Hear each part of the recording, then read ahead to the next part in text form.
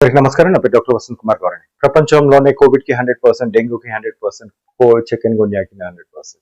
Yes, ఇది 100%. ఇది 16th case, dengue case. ఈ డెంగ్యూ కేసులో ప్లేట్లెట్స్ పడుతూ వచ్చాయి అన్ని కూడా మీకు క్లియర్ గా నేను పెట్టడం జరుగుతుంది. పడుతూ వచ్చింది ప్రైవేట్ హాస్పిటల్ 23-24,000 అప్పుడు నాకు ఈ కేసు రిపోర్ట్ చేయడం జరిగింది. 24,000 ప్లేట్లెట్స్ దగ్గర ట్రీట్మెంట్ స్టార్ట్ చేసినప్పుడు నెక్స్ట్ ఇమ్మీడియట్ 12 అవర్స్ లోనే 34,000కి రీచ్ అవ్వడం జరిగింది. 34,000 నుంచి next day 72,000 next day 2,11,000. This is call the treatment.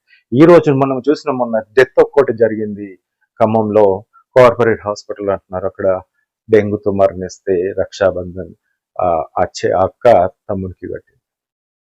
చనిపోయిన తమ్ముడికి చనిపోవాల్సిన దుర్మార్గ పరిస్థితిలో ఉన్నది. ఎందుకంటే ట్రీట్మెంట్స్ అక్కడ ఇయ్యనప్పుడు ఇలాంటి సమస్యలు ఏర్పడుతుంటాయి.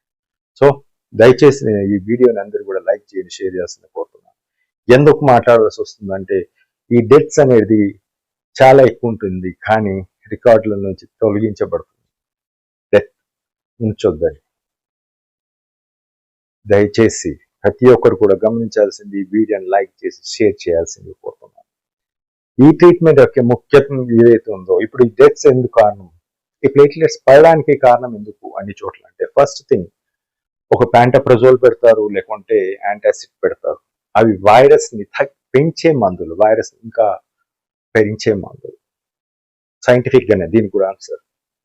సెకండ్, యాంటీబయాటిక్స్ పెడతారు.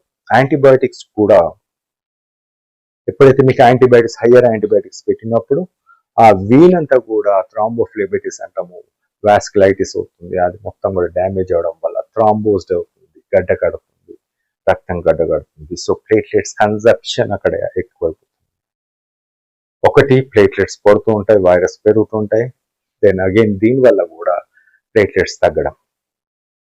మూడవది, లివర్ అనేది ఫుల్ గా డ్యామేజ్ అవుతుంది. టోటల్లీ లివర్ ఎంజైమ్స్ డిస్టర్బ్ అవుతుంది. ఆల్కలైన్ ఫాస్ఫేటేస్ కానీ, లేకుంటే SGOT కానీ, సి రియాక్టివ్ ప్రోటీన్ అంతా కూడా పెరగడం జరుగుతుంది.